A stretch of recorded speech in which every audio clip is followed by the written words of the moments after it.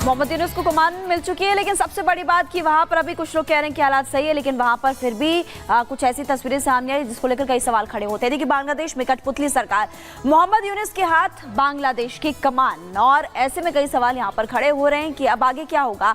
अंतरिम पीएम बने हैं मोहम्मद यूनुस। बांग्लादेश में संसद भंग की गई थी और छात्रों ने यूनुस का नाम प्रस्तावित किया। जिन छात्रों ने प्रदर्शन किया उन्होंने ही नाम आगे रखा था। राष्ट्रपति और सेना अध्यक्ष भी इस दौरान राजी हुए, अपनी मुहर लगाई। पूर्व पीएम खालिदा जिया भी रिहा हुई। इसकी जुड़ी हुई तस्वीरें आपको दिखाई भी थी। 11,000 छात्र भी जेल से रिहा हुए जिन्होंने प्रदर्शन किया था, आगजनी की, तोड़फोड़ की थी। यूनुस पर 100 से ज्यादा केसेस है और हसीना और यूनुस के बीच बैर है, और जो प्रदर्शनकारी थे उन्होंने मोहम्मद यूनुस का नाम आगे किया था। ये तमाम जानकारी आप तक पहुंचा रहे हैं। आगे क्या बड़ी खबर सामने आ रही है, पुनीत आपको बताएंगे।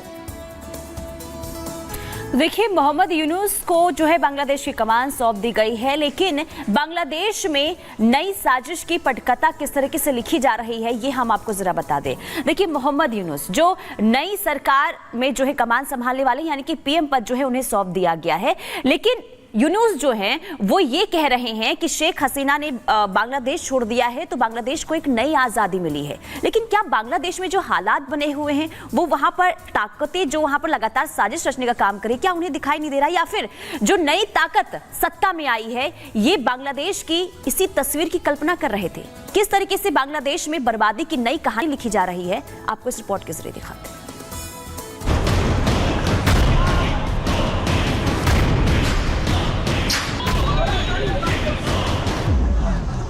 ये नया बांग्लादेश है जहां हिंदुओं का खून बहाना और उन्हें लूटना आम बात है।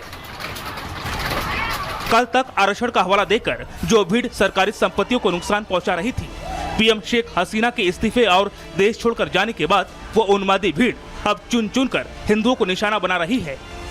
कहीं घर लूटे जा रहे हैं तो कहीं महिलाओं की अस्मत के साथ खिलवाड़ किया जा रहा है। कल तक जो लोग अपने थे अब उनके साथ दुश्मनों से भी बदतर व्यवहार किया जा रहा है। बांग्लादेश में कम से कम 27 ऐसे जिले हैं जहां दंगाई पूरे इलाके में तांडव मचाए हुए हैं। घरों में घुसकर धर्म पूछा जा रहा है और हिंदू होने की तस्दीक करने के बाद उनके घरों को आग के हवाले किया जा रहा है। कहीं उपद्रवियों के निशाने पर हिंदुओं की दुकान है तो कहीं उपद्रवियों की नजर हिंदुओं की बहन बेटियों पर है। हालात इतने बदतर हैं कि बांग्लादेश में शायद ही ऐसा कोई इलाका या जिला बचा होगा जहां हिंदुओं पर सांप्रदायिक हमला ना हुआ हो। ये विकास की सीढ़ी तोड़कर हिंसा को गले लगाने वाली नए बांग्लादेश की तस्वीर है। लेकिन नए बांग्लादेश में आए इस बदलाव की कहानी इतनी ही नहीं है। 2 रोज पहले तक जो छात्र नेता यहाँ आरक्षण का हवाला देकर देश के भविष्य को बचाने की वकालत कर रहे थे, बांग्लादेश का वही भविष्य अब उनके इतिहास पुरुषों के साथ ये सलूक करता नजर आ रहा है। ये नए बांग्लादेश की तस्वीर है। बांग्लादेश का ये चेहरा रातों रात बदला या फिर इसके पीछे महीनों की साजिश है, इसका जवाब तो जल्द मिल जाएगा। लेकिन अपने इतिहास पुरुष बंगबंधु शेख मुजीबुर रहमान से ये सलूक अब नए बांग्लादेश की नई पहचान बन गई है। अखबार लोगों को आईना दिखा रहा है, काली स्याही से ज्यादा काले दिल वालों की पोल खुल रहा है। लेकिन नए बांग्लादेश हर गुजरते घंटे के साथ अपने ही घर के लोगों को हिंदू होने की सजा दे रहा है। ये नए बांग्लादेश की नई पहचान बन रही है। नए बांग्लादेश की कमान अब नोबेल पुरस्कार विजेता मोहम्मद यूनुस को दे दी गई है। उन्हें बांग्लादेश की अंतरिम सरकार का नेतृत्व दिया गया है। लेकिन कठपुतली सरकार के जोर पर वो घर के लोगों का भरोसा कैसे हासिल करेंगे, ये नए बांग्लादेश को सोचना होगा। वहीं अपने देश के इस पतन पर बांग्लादेश की पूर्व पीएम के बेटे हैरान हैं। उन्हें यकीन नहीं हो रहा है कि जिस मुल्क पर उनके परिवार ने अपना सब कुछ न्यौछावर कर दिया, वो मुल्क अब नया पाकिस्तान बनने की राह पर है। হাসিনার বিরুদ্ধে বলছেন, আজকে শেখ হাসিনা না থাকলে বাংলাদেশ এত দূর আসতে পারত? অসম্ভব। কেউ কল্পনা করতে পারে নাই যে বাংলাদেশ এরকম উন্নতি করবে, এরকম উন্নয়ন হবে। ঠিক আছে, শেখ হাসিনার পর আপনাদের কি হবে সেটা আমারও চিন্তার বিষয় না, আমার পরিবারের আর চিন্তার বিষয় না। আপনারা বুঝবেন এটা আর আন্দোলন না। যখন পুলিশ হত্যা করা হচ্ছে, নিরীহ মানুষের উপর হত্যা কাণ্ড চলছে, মানুষের বাসায় আগুন দেওয়া হচ্ছে, জার্নালিস্টদেরকে হত্যা করা হচ্ছে, এটা হয়ে গেছে। बेशक नए बांग्लादेश की तस्वीरें डरावनी हैं। बस अब उम्मीद यही है कि वक्त जल्दी गुजरे और नए बांग्लादेश की ये तस्वीर लोगों के जहन से मिट जाए। Bureau report, Republic Bharat.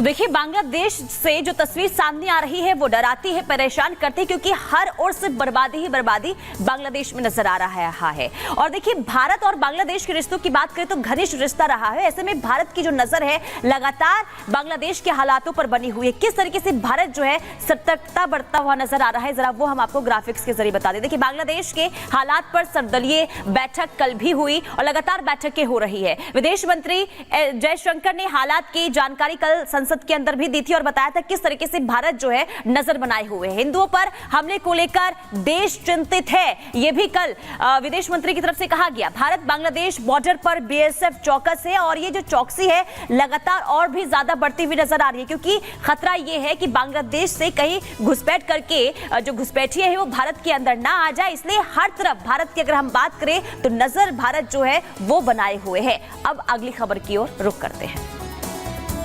और देखिए, बांग्लादेश की बात करें तो कट्टरपंथी जो है बेलगाम हो चुके हैं। चारों तरफ अराजकता फैलाई जा रही है। कुछ तस्वीरें आपने देखी, दुकानों में तोड़फोड़, आगजनी, पुलिस पर हमला किया गया। लेकिन सबसे जो इम्पोर्टेंट है वो ये कि वहां पर अगर आप स्वतंत्रता सेनानियों के जो परिवार वालों को आरक्षण मिलता था उसके कोटा को खत्म करने के लिए प्रदर्शन कर रहे थे, लेकिन अब आप हिंदुओं को क्यों टारगेट कर रहे हैं? वहां पर हिंदुओं को निशाना बनाया जा रहा है, हिंदू मंदिर तोड़े जा रहे हैं, वहां पर हालात बहुत खराब है। आपको दिखाते हैं स्पेशल रिपोर्ट के जरिए कि आखिर क्यों हिंदुओं को टारगेट किया जा रहा है।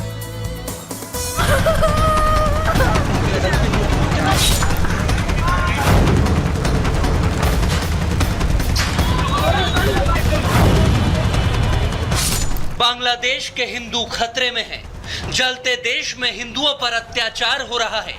जिहादी और कट्टरपंथी अब सरेआम हिंदुओं को टारगेट कर रहे हैं, क्योंकि शेख हसीना के तख्ता पलट और कट्टरपंथी ताकतों के हाथ में सत्ता आती देख वहां की हिंदू विरोधी जमात एक्टिव हो गई है और हिंदुओं के मकान, दुकान और मंदिरों पर हमले किए जा रहे हैं, जिससे भारत में आक्रोश बढ़ता जा रहा है।